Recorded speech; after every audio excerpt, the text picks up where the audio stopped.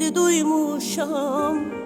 Vallah bu həsrətindən yaman daymuşam. Elə bilməzsən mənim bir tanem, sənə olan bu sevgimdən mən doymuşam.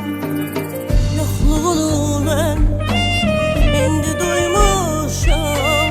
Vallah bu həsrətindən yaman doymuşam. Elə bilməzsən mənim bir tanem, sənə olan bu sevgimdən mən doymuşam.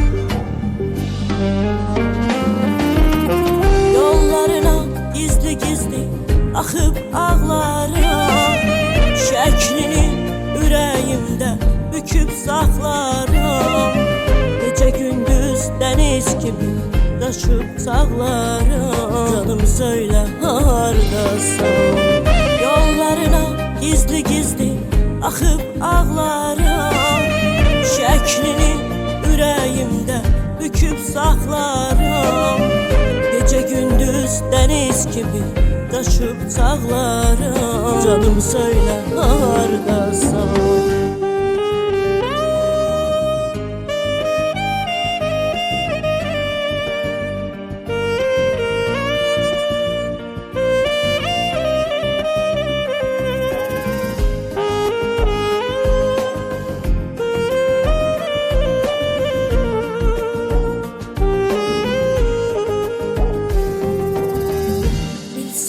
Gələrsən durub yol üstə, sən gələn o yollara çiçək səpərdim.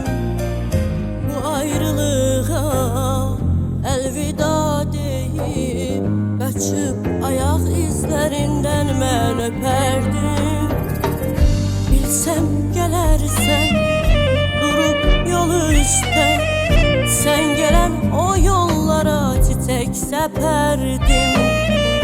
Bu ayrılığa əlvida deyib, qaçıb ayaq izlərindən mən öpərdim. Yollarına gizli gizli axıb ağlarım, şəklini ürəyimdə büküb saxlarım. Gecə gündüz dəniz kimi daşıb sağlarım. Canım söylə hardasan? Yollarına gizli gizli axıb ağlarım, şəklini ürəyimdə büküb saxlarım. Gecə gündüz dəniz kimi daşıb sağlarım. Canım söylə hardasan?